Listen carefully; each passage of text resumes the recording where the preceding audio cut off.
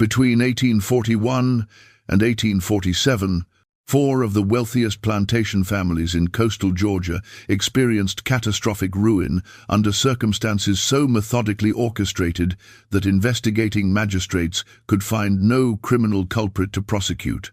31 people died across these estates through fever, drowning, fire, madness, and what physicians described in sealed testimony as deliberate self-destruction of the will to live. The pattern connecting these disasters remained invisible to authorities for 6 years, hidden beneath the mundane transactions of property sales, estate inventories, and household management records that no one thought to examine as evidence of warfare. At the heart of every catastrophe moved one woman whose name changed with each new owner, whose intelligence exceeded that of the men who claimed to possess her, and whose methods were so subtle that even after the truth emerged, Georgia's legal system found itself powerless to prosecute her for brilliance disguised as obedience. Before we uncover the story of the woman called Dinah, whose 15-year campaign of calculated vengeance would expose the fundamental vulnerability at the center of Southern slave society, I want to invite you into our community of people who seek the uncomfortable truths that history tried to bury. Subscribe to The Sealed Room and turn on notifications so you never miss these hidden chapters of America's past that they never wanted you to hear. And please, leave a comment telling us where you're watching from. We love connecting with truth seekers around the world. Now let's discover what really happened in those plantation houses along the Georgia coast and why one woman's intelligence became more dangerous than any rebellion. What began as a routine estate liquidation in Savannah during the spring of 1841 set in motion a sequence of events that would ultimately require intervention from the governor's office and create legal questions that Georgia's courts are still reluctant to discuss. McIntosh County in coastal Georgia had prospered throughout the 1830s on Sea Island cotton, with the Altamaha River providing access to Savannah's export markets. Rice cultivation along the river's tributaries added to the region's wealth, creating a concentration of extraordinarily rich planters who competed for social dominance through displays of refinement and European sophistication. 4 families controlled the economic and political landscape of the county's southern districts. The Pemberton family owned Marshfield, a 3,000-acre plantation worked by 143 enslaved people.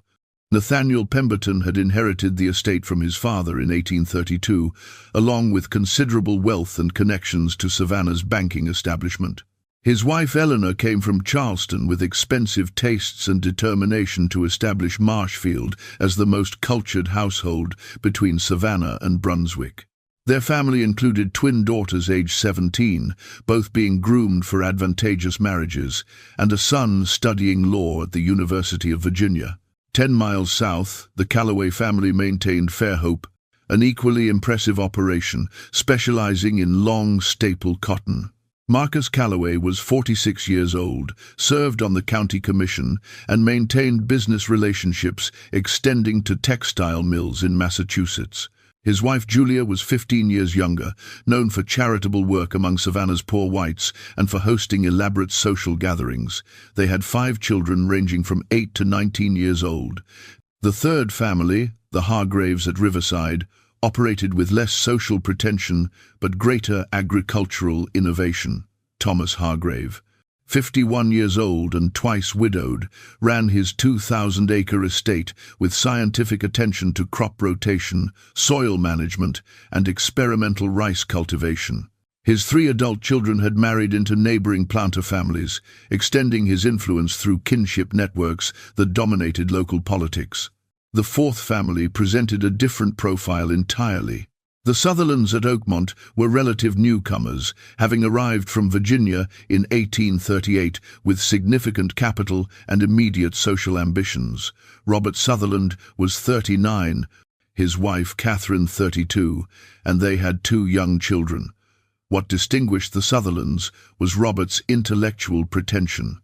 He fashioned himself a philosopher-planter, hosting discussions of political economy, collecting books, and writing essays defending slavery through elaborate moral and scientific arguments that he published in Charleston journals.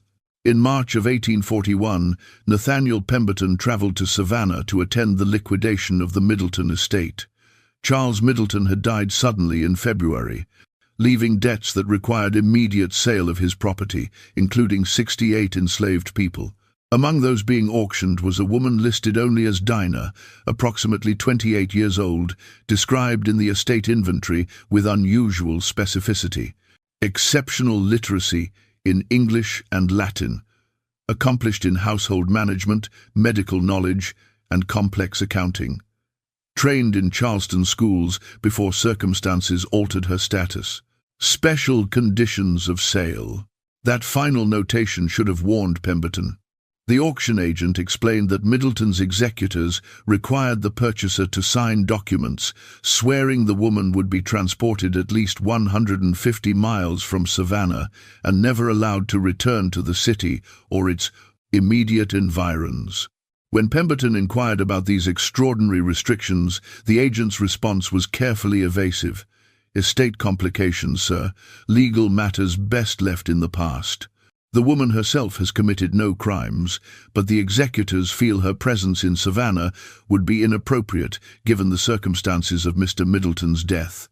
The price reflected the complications. $700. When a woman of Dinah's described capabilities should command $1,500 or more. Pemberton's interest was both practical and status-driven. Eleanor had been demanding a truly educated servant capable of training their daughters in accomplishments beyond what local tutors could provide. A woman literate in Latin, skilled in household management, and possessing medical knowledge would be invaluable.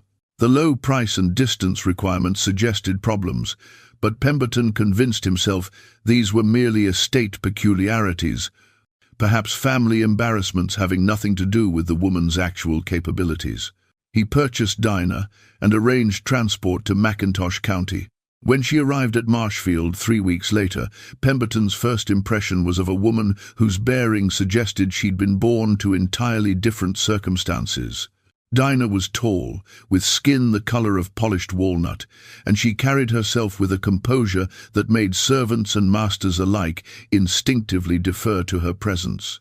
She spoke with cultured precision, demonstrating immediate competence in every task assigned.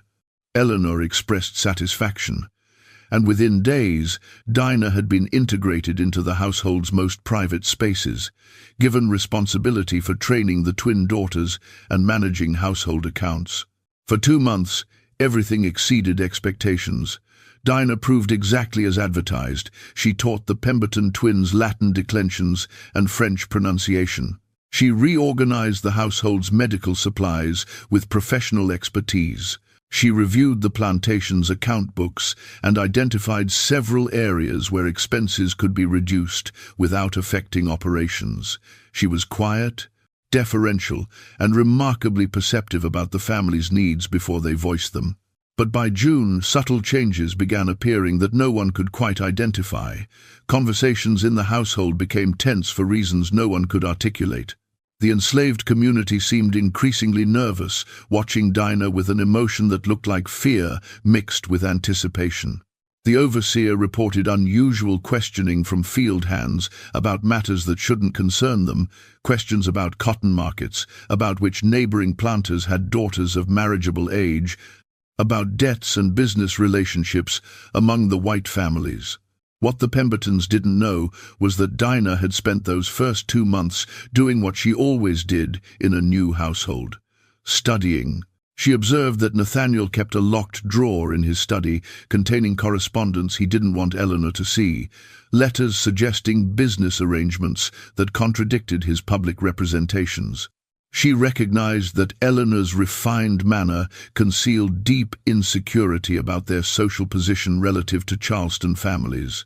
She saw that the twin daughters, Caroline and Margaret, possessed romantic attachments to young men their parents would never approve of, attachments they believed were secret. Most importantly, Dinah began building her information network among the enslaved community. She was patient in this work, never pushing, simply listening and occasionally asking questions that seemed innocent but were precisely calculated. She learned which plantations were struggling financially, which overseers were brutal enough to inspire murderous hatred, which white families harbored secrets that could destroy them, which planters' sons gambled heavily or kept mulatto mistresses in Savannah. Each piece of intelligence was catalogued in her extraordinary memory, organized into patterns of vulnerability that she would exploit when the time came. By late June, Dinah had become indispensable at Marshfield. The Pembertons couldn't imagine managing without her. On July 2nd, 1841, an event occurred that would initiate the actual destruction, though the family wouldn't recognize it as such until much later. Thomas Hargrave visited Marshfield to discuss a business matter with Nathaniel. The two men met in Pemberton's study while Dinah served refreshments. As she moved about the room, appearing focused solely on her duties, she listened to every word. Hargrave was proposing a joint investment in a rice mill that would process crops from both their plantations, plus several neighbors. The capital requirement was substantial, $12,000, with each partner contributing half. Nathaniel expressed interest, but privately worried about raising $6,000 in liquid capital without revealing to Eleanor the extent of their recent losses in cotton speculation. After Hargrave departed, Nathaniel sat alone, reviewing figures that wouldn't cooperate with his needs. Dinah entered to clear the service, and as she worked, she spoke quietly. "Sir, forgive my presumption, but I couldn't help overhearing your conversation with Mr. Hargrave. I served previously in a Savannah household that had business connections to Mr. Hargrave's brother-in-law in Brunswick. There are matters concerning Mr. Hargrave's financial reliability that you might find valuable to know before committing such substantial capital." Nathaniel looked up sharply, surprise and interest warring in his expression. He should have questioned how an enslaved woman possessed detailed intelligence about a respected planter's business affairs. He didn't. The desperation to solve his problem overwhelmed caution. What matters would those be? Over the next 20 minutes, Dinah provided specific, verifiable information about Thomas Hargrave's failed investments, concealed debts to Savannah factors, and partnerships with men of questionable reputation. She presented these facts without emotion or embellishment, like a lawyer presenting evidence. Every detail she offered proved accurate when Nathaniel quietly investigated over the following weeks.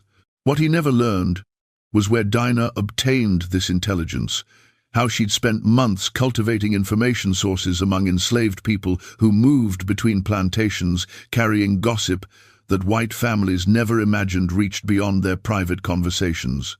By late July, Nathaniel had used Dinah's information to force Hargrave into a revised partnership agreement with terms dramatically favorable to Pemberton interests. He extracted concessions that would never have been possible through normal negotiation. Hargrave signed the new terms with barely concealed rage, knowing he'd been outmaneuvered but unable to understand how Pemberton had acquired such detailed knowledge of his vulnerabilities. Nathaniel's success made him increasingly dependent on Dinah's intelligence. He began consulting her regularly, seeking information about other planters, market conditions, political developments. Eleanor noticed her husband spending unusual amounts of time speaking privately with their servant, but she attributed this to Dinah's competence rather than recognizing the dangerous dependency forming. What none of the Pembertons understood was that Dinah's intelligence came with invisible cost. Every piece of information she provided created obligation and dependency.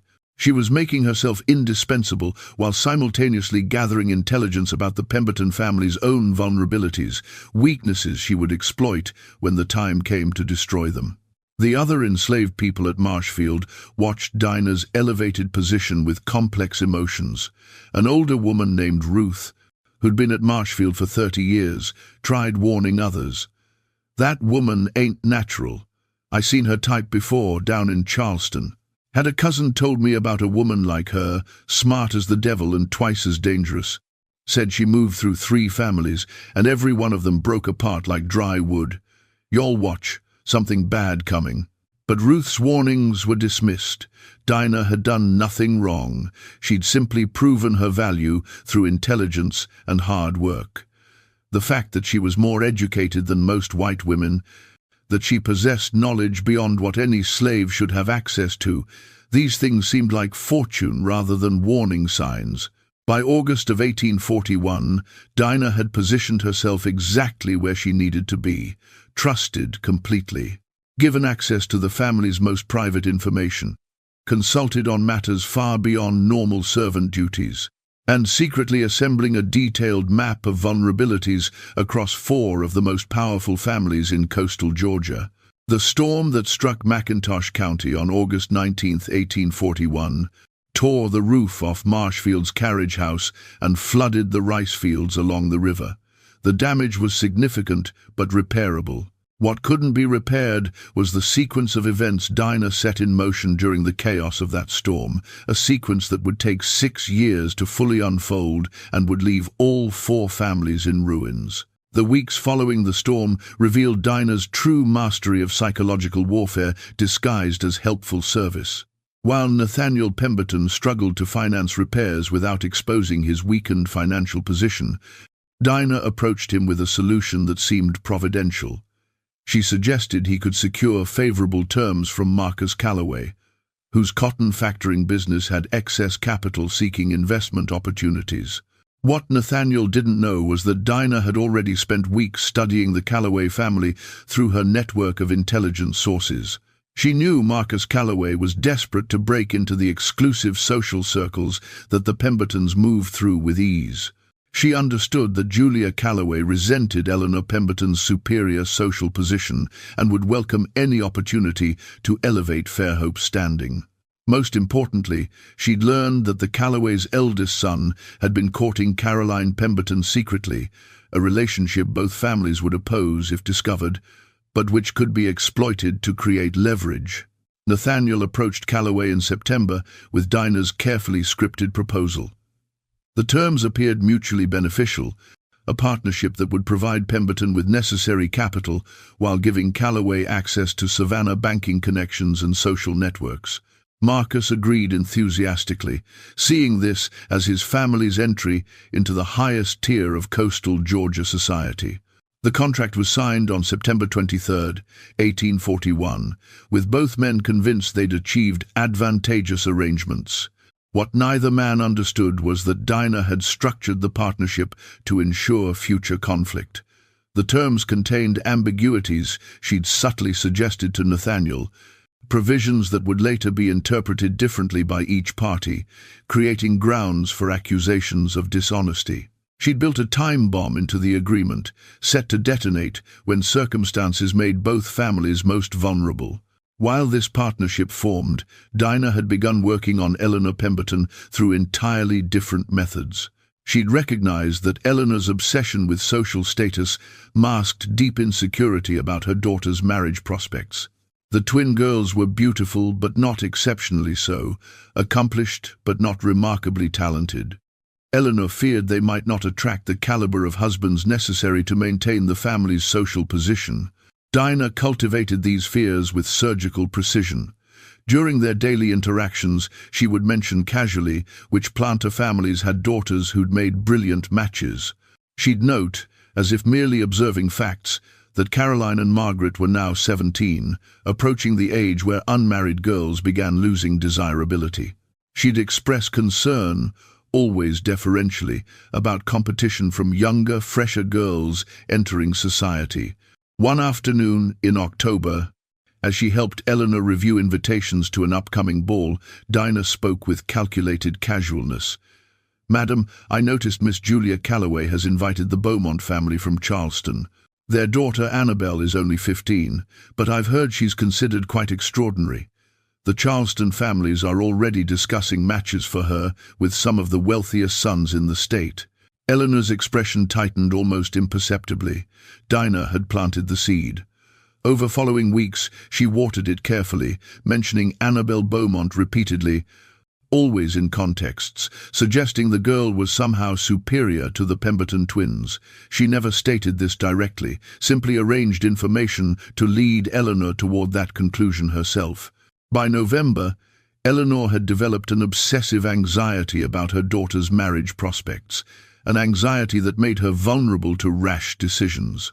The crisis Dinah had been engineering arrived during the Christmas season of 1841.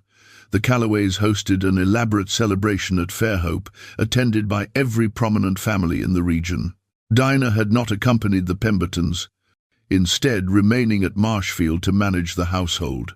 What she'd actually done was arrange for a letter to be delivered to Eleanor during the gathering, a letter that appeared to be from Caroline to a young man named Michael Ashford, son of a moderate planter family the Pembertons considered beneath their social level.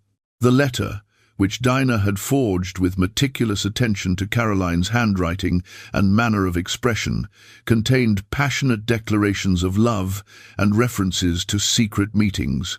It suggested the relationship had progressed to physical intimacy. Eleanor received this letter from a house servant who claimed to have found it while cleaning, though the servant had actually been given the letter by one of Dinah's network contacts with instructions to deliver it during the Christmas gathering, when Eleanor would be surrounded by her social peers and unable to react calmly. Eleanor's response was exactly what Dinah had calculated. She became hysterical in a semi-public setting, causing a scene that damaged the family's reputation. She demanded the family return to Marshfield immediately, creating awkwardness at the Callaway celebration. And most critically, she refused to listen to Caroline's tearful insistence that the letter was fabricated, that she'd never written such things, that Michael Ashford was barely an acquaintance. The scandal consumed the Pemberton household through January of 1842. Eleanor, convinced her daughter had ruined herself, made desperate attempts to arrange a hasty marriage to salvage the situation. Caroline, devastated by her mother's refusal to believe her innocence, became withdrawn and emotionally unstable. Nathaniel, caught between his wife's hysteria and his daughter's protests, found himself unable to manage his own household while simultaneously dealing with growing tensions in his partnership with Marcus Callaway. Those tensions had been carefully nurtured by Dinah through strategic whispers to both sides. She'd arranged for Nathaniel to overhear conversations suggesting Marcus was speaking disparagingly about the Pemberton family scandal. She'd ensured that Marcus learned Nathaniel was privately questioning his partner's business judgment. Neither piece of information was entirely false. Both men had made such comments, but Dinah amplified and distorted them to create maximum animosity. By March of 1842, the Pemberton-Callaway partnership had collapsed into open warfare. Each accused the other of violating their agreement's terms. The ambiguities Dinah had engineered into the contract gave both men legitimate grievances. Their dispute became public spectacle, dragged through county courts and damaging both families' reputations. The legal costs were devastating, consuming capital both families needed for spring planting. While the Pembertons and Callaways destroyed each other, Dinah had begun her next phase. She'd cultivated the attention of Robert Sutherland, the philosophically inclined planter from Oakmont. Sutherland had noticed Dinah during a social visit to Marshfield in February. He'd been struck by her obvious intelligence, her educated manner of speaking, and he'd engaged her in conversation about classical literature. Fascinated to discover an enslaved woman who could discuss Plutarch and Cicero with genuine understanding.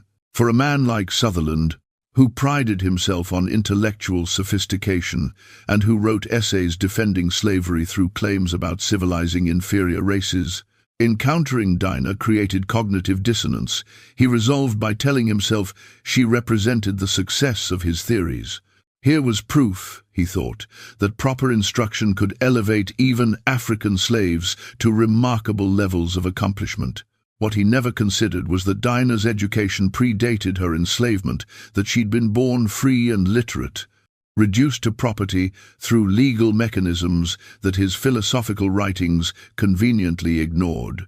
In April of 1842, as the Pemberton household approached complete dysfunction, Sutherland made an offer to purchase Dinah.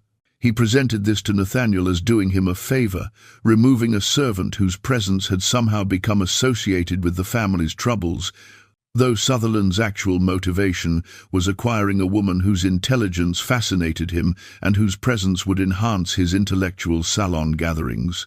Nathaniel, desperate for capital to fund the legal battle with Calloway and eager to appease Eleanor, who developed irrational hatred of Dinah, agreed to the sale. The price was $2,000, representing substantial profit and solving immediate cash needs. The transaction was completed on April 19, 1842. As Dinah departed Marshfield for the final time, she looked back at the plantation that had been prosperous and peaceful when she arrived 13 months earlier. Now it was consumed by legal warfare, family scandal, and financial crisis. The Pemberton twins had been damaged psychologically, Eleanor was on the edge of nervous collapse, and Nathaniel faced potential bankruptcy. Ruth, the old woman who'd warned others about Dinah, stood near the kitchen house and made the sign against evil as the carriage carried Dinah away. "Lord, have mercy on that Sutherland family," Ruth whispered to the other servants. "That woman destroyed these people like it was nothing. Now she moving on to the next ones, and they don't even know what's coming for them." Ruth was correct. Dinah had already begun her preliminary study of the Sutherland family during social visits, and she'd identified vulnerabilities that would make their destruction particularly satisfying. Because unlike the Pembertons, whose sins were merely greed and social pretension, Robert Sutherland represented something Dinah hated with focused intensity. He was an intellectual who'd built elaborate philosophical justifications for the system that enslaved her. He'd written essays arguing that slavery benefited both master and slave, that it was divinely ordained, that it represented progress of civilization. He'd crafted beautiful sentences defending the institution that had stolen her freedom. Dinah intended to destroy him not just materially but intellectually, to dismantle his philosophical certainties and force him to confront the human intelligence and moral agency he'd spent years denying. The Sutherland family's destruction would be her masterwork, more subtle and comprehensive than anything she'd done to the Pembertons. She arrived at Oakmont on April 22, 1842, and was welcomed by Robert and Catherine Sutherland with obvious satisfaction. They'd acquired exactly what they wanted, an educated servant who would elevate their household's intellectual reputation. What they'd actually acquired was an enemy of extraordinary capability who'd already begun planning their complete ruin. The first weeks at Oakmont proceeded smoothly, exactly as they had at Marshfield. Dinah demonstrated her exceptional competence, managing the household with efficiency that impressed Catherine, while engaging Robert in conversations that flattered his intellectual vanity. She listened to his philosophical pronouncements with apparent admiration, asking questions that encouraged him to expand his theories, all while internally cataloguing the contradictions and weaknesses in his reasoning. By June, Dinah had identified the Sutherland family's primary vulnerabilities. Robert's intellectual pride made him susceptible to manipulation through flattery of his ideas. Catherine's insecurity about being a newcomer to Georgia society made her desperate for acceptance from established families. Most critically, Robert's philosophical writings had created enemies among more traditional planters who considered his public theorizing about slavery to be dangerous, attracting unwanted attention from Northern abolitionists. Dinah's strategy for the Sutherlands would exploit all three vulnerabilities simultaneously. She began by encouraging Robert to expand his writings, subtly suggesting themes and arguments that would make his essays more controversial. She helped him research historical examples, provided Latin quotations that strengthened his positions, and generally made herself indispensable to his intellectual work. Robert was delighted to have found such a capable research assistant, never recognizing that Dinah was steering his arguments toward positions that would alienate him from other planters. By August, Robert had published an essay in a Charleston journal that argued slavery should be defended on purely economic and sociological grounds, dismissing religious justifications as unnecessary and possibly counterproductive. The essay created immediate scandal. Ministers condemned it as atheistic. Traditional planters saw it as dangerous intellectual radicalism. Even defenders of slavery were disturbed by arguments that seemed to reduce the institution to mere economic calculation rather than divinely ordained hierarchy. The controversy suited Dinah's purposes perfectly. While Robert dealt with public criticism, she'd begun working on Catherine through different methods. She'd learned that Catherine desperately wanted acceptance from the Calloway family, seeing Julia Calloway as the gatekeeper to Georgia society. Dinah arranged to provide Catherine with information about Julia's private opinions, information carefully selected and slightly distorted to create animosity. She told Catherine that Julia had spoken dismissively about Oakmont's furnishings during a recent visit. She mentioned that Julia had suggested Catherine's accent betrayed inferior Virginia origins. None of this was entirely fabricated.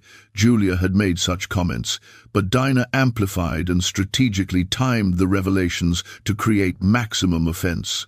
By October of 1842, Catherine had developed active hostility toward Julia Calloway, while Julia, learning through other sources that Catherine had criticized her household management, reciprocated the animosity. The two families stopped speaking, eliminating the social alliance Catherine had desperately sought. While she orchestrated these surface conflicts, Dinah had begun the deeper work that would ultimately destroy the Sutherlands. She discovered that Robert maintained correspondence with several Northern intellectuals, men who opposed slavery but were fascinated by Robert's sophisticated defenses of the institution. Robert enjoyed these debates, seeing them as opportunities to demonstrate his argumentative superiority.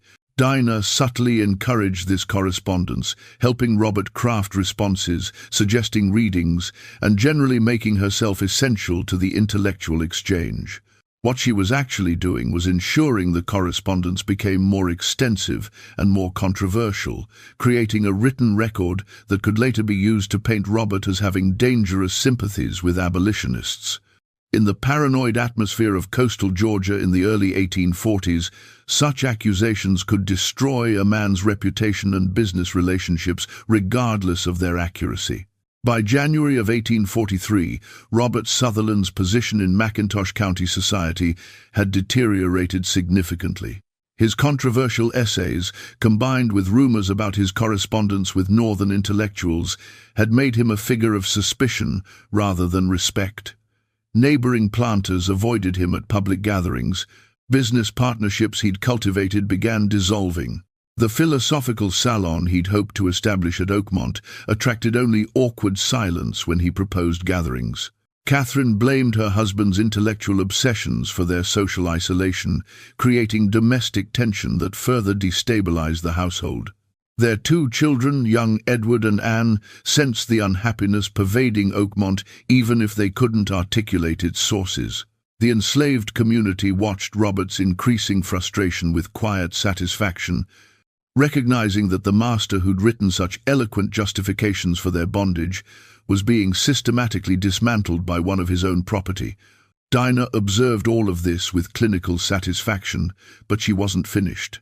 The actual crisis she'd engineered for the Sutherlands would come through their relationship with Thomas Hargrave, whose own vulnerabilities Dinah had been studying with equal attention. Hargrave had never recovered from Nathaniel Pemberton's exploitation of his financial weaknesses. The rice mill partnership had failed spectacularly, costing him $20,000 and exposing him to creditors who'd previously considered him unassailable. By early 1843, Hargrave was desperate for capital infusion and willing to consider partnerships he would normally reject. Dinah arranged for Robert Sutherland to learn about Hargrave's situation through carefully placed information among the enslaved networks. She ensured Robert understood Hargrave needed a partner with liquid capital and was willing to offer extremely favorable terms to secure one. For Robert, who'd been shut out of other business opportunities due to his damaged reputation, this appeared to be providential. In March of 1843, Robert approached Hargrave with a partnership proposal. Hargrave, suspicious of Robert's reputation but desperate for capital, agreed to preliminary negotiations. Dinah, who'd maneuvered both men into this arrangement, now set about ensuring it would destroy them both. She accomplished this through a technique she'd refined over years. She provided each man with accurate but strategically selected information about the other, information that was true but incomplete, creating impressions that were fundamentally misleading. She told Robert that Hargrave's debts were manageable and his land holdings secure, neglecting to mention the extent of liens against those holdings. She ensured Hargrave learned that Robert had capital available from Virginia family connections, failing to mention that accessing those funds required admitting his Georgia failures to relatives who'd already expressed disapproval of his intellectual pretensions. The partnership was formalized in April of 1843 with terms that appeared beneficial to both parties but actually committed each to obligations they couldn't meet. Dinah had studied the contract language carefully, inserting suggestions through Robert that created ambiguities and contradictions, ensuring future disputes.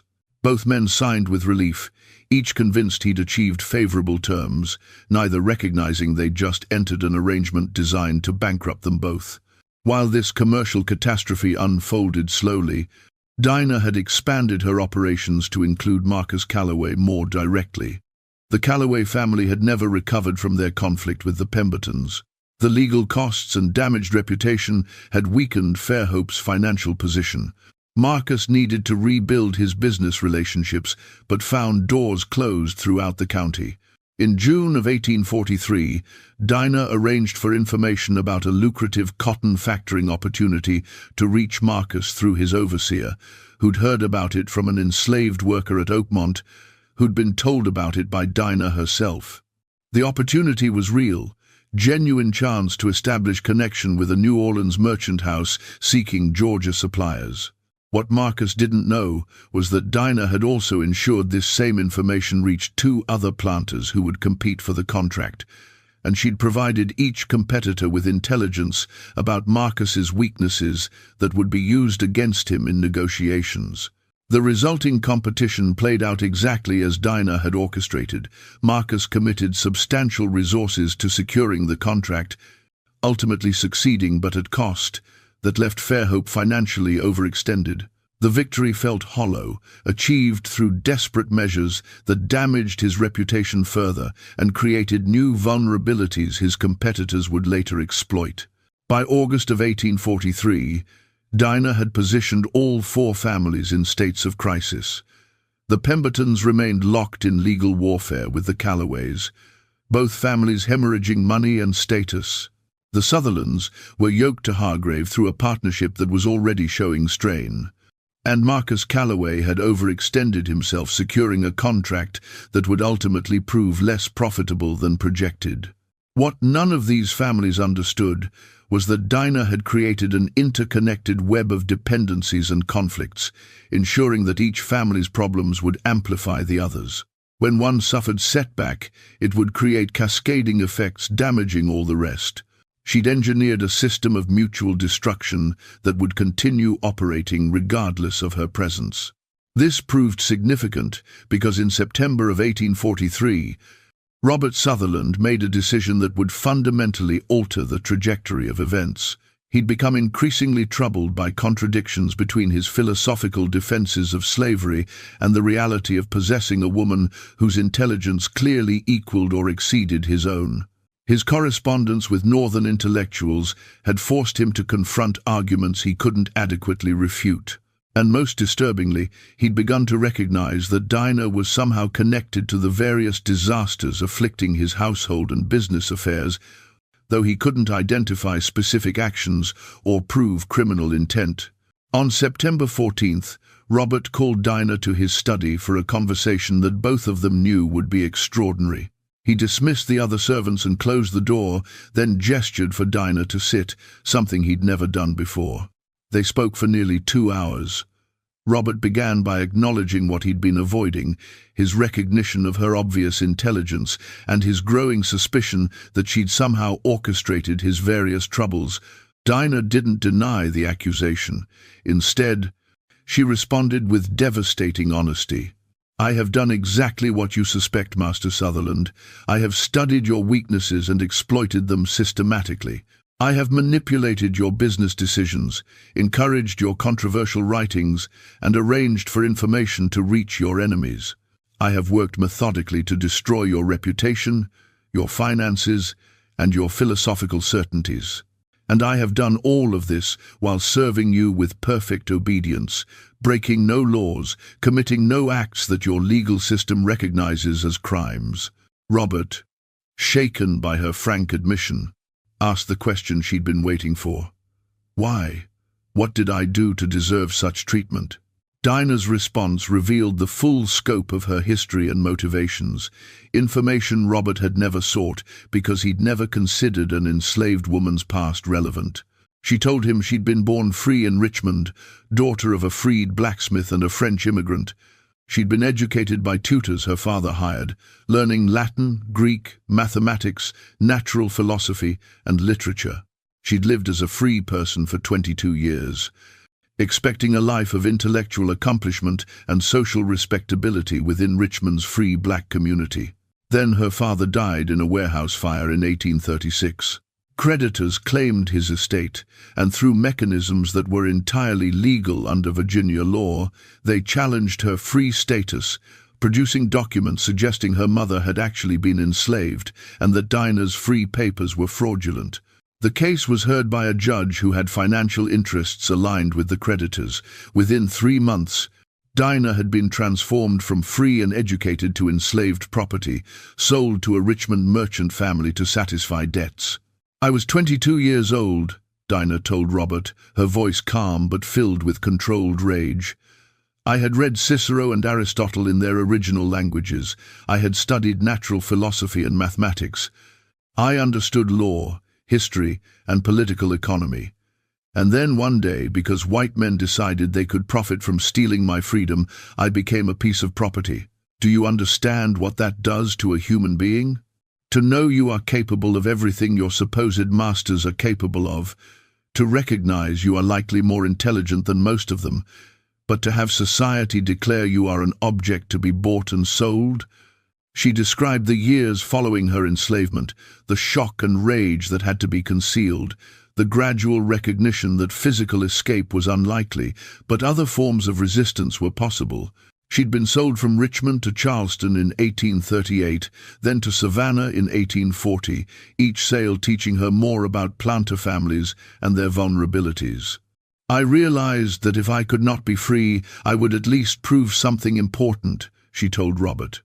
"I would demonstrate that the people you consider property are capable of destroying you completely. I would show that your assumed superiority is illusion, that your power comes not from inherent worth, but from legal structures that cannot protect you from someone who understands those structures better than you do. Every family that has owned me, I have destroyed systematically. The Middletons in Savannah, the Pembertons here, and now you." Robert listened with growing horror, recognizing the truth in her words and understanding the implications.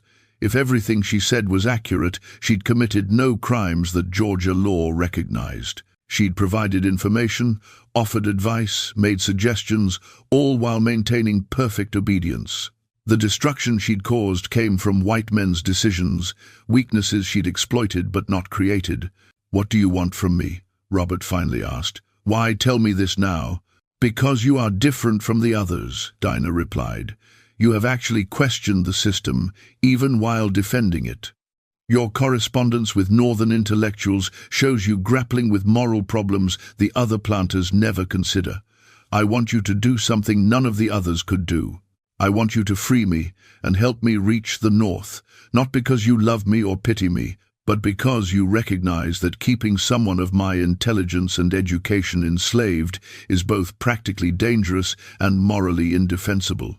Robert struggled with this request for weeks. It would mean admitting his philosophical positions were wrong. It would mean acknowledging he'd been outwitted and manipulated by his own property. It would mean violating laws and social conventions that structured his entire world. But he was also intellectually honest enough to recognize the force of Dinah's arguments. On October 8, 1843, Robert made his decision. He would manumit Dinah and provide her with documents and funds necessary to reach Pennsylvania. He drafted the manumission papers privately, arranged for a lawyer in Savannah to process them discreetly, and began preparing for Dinah's departure. What Robert didn't know was that Dinah had already set in motion events that would destroy him regardless of his decision to free her. Because while she'd been negotiating with Robert, she'd also been communicating through her network with enslaved people at Riverside, providing them with information and suggestions that would result in Thomas Hargrave's death and ultimately Robert's ruin. On October 15, 1843, Thomas Hargrave was found dead in his rice fields, apparently drowned in the irrigation channels. The circumstances appeared accidental. He'd been inspecting the water gates, slipped on muddy ground, fallen into the channel, and been unable to climb out before the water level rose. Several field workers reported seeing him fall, claimed they'd tried to help, but arrived too late. The county coroner ruled the death accidental. But Hargrave's eldest son, William, immediately suspected murder. His father had been navigating those channels for 30 years without incident. The field workers' account contained inconsistencies they couldn't explain, and most significantly, William knew his father had been under extreme financial pressure from the failing partnership with Robert Sutherland, pressure that gave multiple parties motivation to want him dead. William Hargrave demanded thorough investigation. The sheriff interviewed the field workers who'd been present. Under pressure, one man finally broke, admitting that Hargrave's fall hadn't been entirely accidental. Another worker had positioned himself to block Hargrave's exit from the channel, ensuring he couldn't climb out before drowning. When asked why they'd done this, the worker explained that they'd been told Hargrave was planning to sell off 20 field hands to cover debts, separating families and sending people to harsh conditions in the deep South cotton districts. They'd acted to protect their community from destruction. "Who told you this about the planned sale?" the sheriff demanded. The information had come through the plantation's informal communication networks, traveling from Oakmont through several intermediaries. No one could identify the original source, though several workers mentioned that a woman at the Sutherland plantation had somehow been involved. When investigators questioned Robert about this, he realized with horror that Dinah had orchestrated Hargrave's murder while simultaneously negotiating with him about manumission. The legal situation became extraordinarily complex. The field worker who'd blocked Hargrave's escape was arrested and charged with murder. But the investigation revealed that the information about planned slave sales had been accurate. Hargrave had been preparing such a sale. The worker's lawyer argued his client had acted to prevent the violent disruption of his family and community, creating an impossible situation for the court. More critically for Robert Sutherland, the investigation exposed his partnership with Hargrave and the financial arrangements that had motivated the planned slave sale. Documents revealed that Robert had been pressuring Hargrave to liquidate assets, knowing this would likely mean separating enslaved families. The revelation destroyed what remained of Robert's reputation. His philosophical writings about the civilizing benefits of slavery appeared grotesquely hypocritical when contrasted with his role in forcing family separations through financial pressure. The manumission papers Robert had prepared for Dinah were discovered during the investigation. His intention to free her was interpreted not as moral awakening but as guilty conscience or evidence of improper relationship with enslaved property. Rumors spread that Robert had been manipulated by Dinah into various business disasters, that he'd allowed himself to be controlled by a woman he owned, that his intellectual pretensions had made him vulnerable to exploitation by his own property. By November of 1843, Robert faced social and financial ruin. Catherine blamed him for destroying their family's position through his foolish correspondence, controversial writings, and catastrophic business decisions. She took their children and returned to Virginia, seeking annulment of the marriage on grounds that Robert's conduct had made continuation of their union impossible. Dinah herself had disappeared. On October 20th, 5 days after Hargrave's death, she'd vanished from Oakmont without explanation. Some claimed she'd been seen traveling north with free black traders. Others suggested she'd been sold secretly to cover Robert's debts. The most disturbing rumors suggested she'd escaped entirely, making her way to free territory where her intelligence and education would allow her to build new life beyond the reach of Georgia law. Robert Sutherland, broken financially and socially, left McIntosh County in December of 1843. He returned to Virginia where he lived in obscurity, never again publishing philosophical essays or attempting to justify the system that had destroyed him. He told his brother years later that Dinah had taught him something none of his books or correspondence had conveyed, that slavery created enemies of extraordinary capability, and then acted surprised when those enemies used the only weapons available to them. While the Sutherlands and Hargraves collapsed, the Pemberton-Callaway conflict had reached its own catastrophic conclusion. The legal warfare between the two families had consumed enormous resources without resolution. By January of 1844, both families faced bankruptcy. The courts had awarded judgments that neither could pay, creating situations where valuable property would be seized and sold at auction to satisfy claims. Nathaniel Pemberton's health failed under the stress.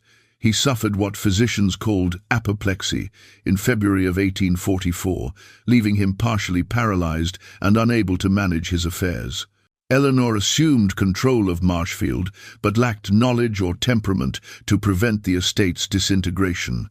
The twin daughters, still unmarried and damaged by the scandal Dinah had manufactured, provided no assistance. Marcus Callaway fared slightly better initially, managing to salvage Fairhope through brutal economy and sale of enslaved families that kept his core operations functioning. But the cost was devastating to his family relationships. His wife Julia never forgave him for destroying their social position. His children grew up in a household marked by recrimination and regret. By 1846, the Callaway family existed in name only, held together by legal structures, but devoid of affection or unity. The pattern was now visible to anyone willing to examine the evidence. 4 prominent families had suffered catastrophic reverses within 5 years. All had business relationships that turned poisonous. All had family scandals that damaged their reputations. And all had at some point owned or had close contact with a woman named Dinah, whose presence coincided with their troubles. Margaret Hargrave, Thomas's daughter-in-law, became obsessed with documenting Dinah's role in the disasters. She hired investigators, interviewed enslaved people who'd known Dinah, traced her ownership history back through Savannah to Charleston to Richmond. What she discovered was a pattern extending across 12 years and involving at least 7 families, each destroyed within 2 to 3 years of acquiring Dinah as property. Margaret brought her findings to the governor's office in Milledgeville in March of 1846, demanding action. Governor George Crawford listened to her presentation with growing alarm, but found himself facing the same legal impossibility that had stymied local authorities. Mrs. Hargrave, even accepting every conclusion in your investigation, what crime has this woman committed that Georgia law recognizes? She provided information, offered advice, made suggestions. The destruction came from decisions made by white men acting on their own authority. We have no statute addressing psychological manipulation by enslaved persons. Margaret argued that new legislation was necessary, that Dinah represented a threat to the stability of the entire slave system. If one woman of exceptional intelligence could systematically destroy multiple planter families, what would happen when others recognized the same vulnerabilities? The governor agreed to present the matter to the legislature. The resulting debate in the Georgia House of Representatives during the summer of 1846 revealed the profound contradictions at slavery's heart. Some legislators argued for creating new crimes, addressing manipulation and seditious intelligence gathering by enslaved people. Others objected that such laws would implicitly acknowledge slave agency and rationality, undermining the legal fiction that enslaved people were property without moral capacity.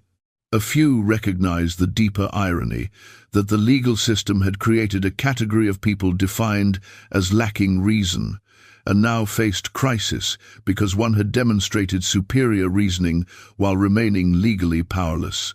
One representative, James Wilson from Chatham County, gave a speech that was reported in the Savannah newspapers and preserved in legislative records. "We are debating how to prosecute a woman for the crime of being more intelligent than the white men who owned her. We seek to punish her for understanding our weaknesses better than we understand them ourselves. We want legal mechanisms to address the fact that someone we defined as property has proven capable of destroying those who claimed to possess her. But creating such laws would require admitting that enslaved people have the capacity for sophisticated moral reasoning and strategic planning. And if we admit that, gentlemen, we destroy the intellectual foundation of our entire social order." The legislature ultimately passed no new statutes, unwilling to confront the implications of their situation. Instead, they issued confidential guidance to county courts, suggesting that enslaved people demonstrating exceptional intelligence or education should be sold out of state as quickly as possible, that planters should avoid purchasing such individuals regardless of their apparent usefulness, and that information networks among enslaved people should be disrupted through strategic separations and restrictions on movement. These measures were ineffective because they addressed symptoms rather than causes. The fundamental vulnerability remained. Slavery created people with every motivation to destroy the system, and then gave some of them intelligence and access necessary to do exactly that. If you're fascinated by stories that reveal the hidden intelligence and resistance within America's darkest chapters, make sure you're subscribed to The Sealed Room, where we uncover the truths that history tried to bury.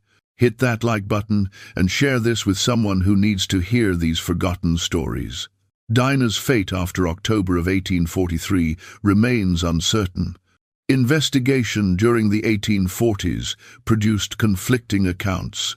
Some witnesses reported seeing a woman matching her description in Philadelphia in 1844, working as a teacher in a school for free black children. Others claimed she'd traveled to Canada, settling in a community of escaped slaves near Toronto. A few insisted she'd been recaptured and sold to plantations in Mississippi under a different name.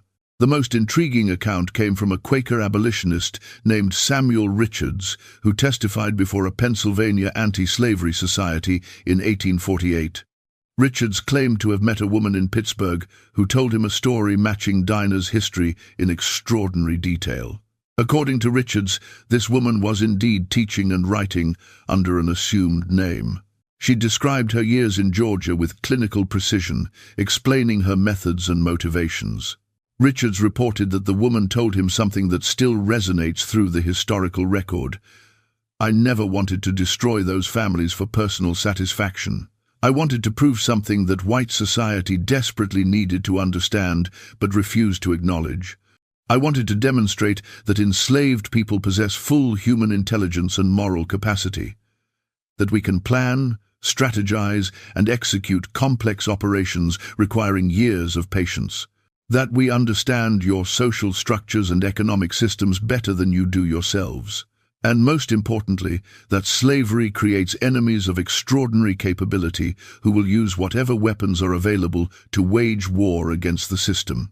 If my actions terrified those planters, good. Fear is appropriate when you've built your entire society on the enslavement of people who are smarter than you are." Whether this account was accurate or embellished by abolitionist sympathies, it captured something essential about Dinah's campaign. She'd waged war using intelligence as her primary weapon, proving that psychological warfare could be more devastating than physical rebellion. She'd operated entirely within the narrow range of agency that law permitted to enslaved people, while using that agency with extraordinary effectiveness. And she'd exposed the fundamental contradiction at slavery's center, that it required defining human beings as property while simultaneously fearing their humanity. For the families Dinah destroyed, no resolution could repair the damage. Nathaniel Pemberton died in 1847, his estate sold at auction to satisfy creditors. Eleanor and her daughters moved to Savannah, where they lived in genteel poverty, never recovering their social position. The twin girls never married, spending their lives as dependent relatives in other families' households. Marcus Calloway maintained Fairhope through the 1850s, but died in 1859, having never reconciled with his wife or rebuilt his reputation. His children scattered, wanting no connection to the family name or the county where their parents' disgrace had occurred. The Sutherland family ceased to exist as a coherent unit. Catherine's annulment was granted in 1845. She remarried and forbade her children from any contact with their father. Robert lived until 1863, dying alone in a Richmond boarding house, his philosophical writings forgotten, his intellectual ambitions reduced to bitter memory of how completely he'd been outmaneuvered by a woman he'd claimed to own. The Hargrave family fragmented after Thomas's death. His children fought over the remaining estate, breaking relationships that had once been close. By 1850, none of the Hargrave descendants remained in Mackintosh County, having sold their holdings and moved to other states where the family name carried no associations with scandal and failure. The broader impact of Dinah's campaign extended beyond the immediate families. Planters throughout coastal Georgia became paranoid about intelligent enslaved people, particularly those with education or sophisticated skills. Dozens of people were sold away from the region based solely on suspicion they might possess dangerous capabilities. Information networks among enslaved communities were disrupted through forced separations, though these networks reconstituted themselves with remarkable resilience. Most significantly, Dinah's story circulated through enslaved communities across the South, transmitted through the very networks planters feared. The details were probably embellished in retelling, but the core narrative remained consistent. A woman who'd been born free and educated, reduced to slavery through legal theft, had used her intelligence to systematically destroy the families who owned her. She'd proven that enslaved people could wage effective war against their oppressors without violence, using psychological manipulation and strategic intelligence as weapons more powerful than physical rebellion. This story inspired resistance in forms planters found impossible to combat. It encouraged enslaved people to observe their owners carefully, to identify vulnerabilities, to recognize that the system's strength was also its weakness. Slavery required intimacy between enslaved and enslaver, required trust that servants would faithfully execute their duties, required belief that enslaved people lacked capacity for complex deception. Dinah had proven all those requirements created opportunities for someone willing to exploit them patiently. The historical record preserves fragments of Dinah's legacy in unexpected places. Plantation journals from the 1850s occasionally mention concerns about servants who seemed too intelligent or observant. Legal documents show increased restrictions on enslaved people's movements and communications. Personal letters between planter families reveal anxiety about whether their own servants might be studying them with hostile intent. One particularly revealing document comes from the papers of a Savannah merchant named Henry Whitfield, writing to his brother in 1851. "I have sold away the woman Sarah, despite her exceptional competence in managing my household accounts. My wife objected strenuously, as Sarah had made herself nearly indispensable. But I could not escape the feeling that she was observing us too carefully, that her intelligence exceeded what is safe or appropriate. I thought constantly of the Dinah affair, how those planters convinced themselves they'd acquired valuable property when they'd actually purchased the instrument of their destruction. Better to accept less capable service than to risk similar catastrophe. This paranoia, multiplied across thousands of households, represented a kind of victory for Dinah, even in her absence. She'd made slaveholders fear the intelligence of the people they claimed to own. She'd proven that the system's ideological foundations, the insistence that enslaved people were inferior and childlike, were dangerous fictions that blinded owners to real threats. The four families whose destruction Dinah orchestrated never fully understood what had happened to them. They recognized they'd been manipulated, but couldn't comprehend the scope or sophistication of the campaign waged against them. They'd spent their lives assuming their superiority, convinced that their education and social position made them immune to exploitation by their property.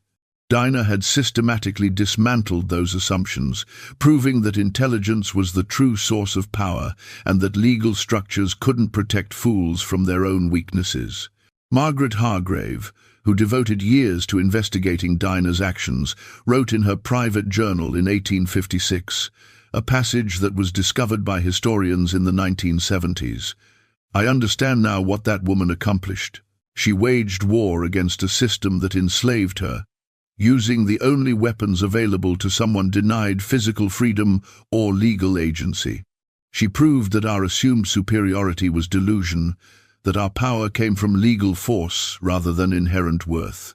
And she demonstrated that slavery contains within itself the mechanisms of its own destruction, because it requires creating intimate relationships with people who have every reason to destroy us, and then assuming those people lack the intelligence to do so.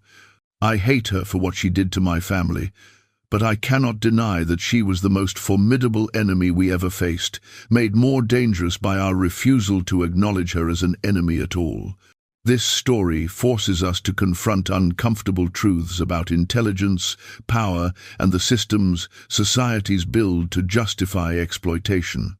Dinah was not a monster. She was a woman of extraordinary capability, born free and educated, reduced to slavery through legal mechanisms that stole her humanity while leaving her intelligence intact.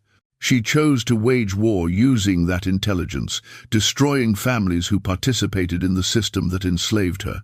The cost in human suffering was real. 31 people died, families were ruined, children were traumatized. But Dinah would argue, and did argue according to the accounts we have, that this suffering was minuscule compared to the suffering slavery inflicted on millions, and that her victims had participated willingly in that larger system of brutality. We can debate whether her actions were justified. We cannot debate their effectiveness or the profound questions they raise about power, intelligence, and resistance. Dinah proved that enslaved people could be more intelligent than their owners, could manipulate supposedly superior white people, could wage sophisticated campaigns that no law could prevent. She demonstrated that slavery's ideological foundation, the insistence on enslaved people's inferiority, was both false and dangerous. And she showed that systems built on exploitation create enemies who will use whatever weapons are available, regardless of the human cost. What do you think about Dinah's campaign of calculated revenge? Was she a freedom fighter using the only weapons available to her, or does her manipulation cross moral lines, regardless of the injustice she suffered? Leave your thoughts in the comments below. We want to hear your perspective on these complex questions that still resonate today. If this story moved you or made you think differently about resistance and power, share this video with others who need to hear these hidden truths. Subscribe for more forgotten chapters of American history that challenge everything we thought we knew about the past. And remember, the stories they tried to erase are often the ones we most need to understand. We'll see you in the next investigation into America's buried secrets.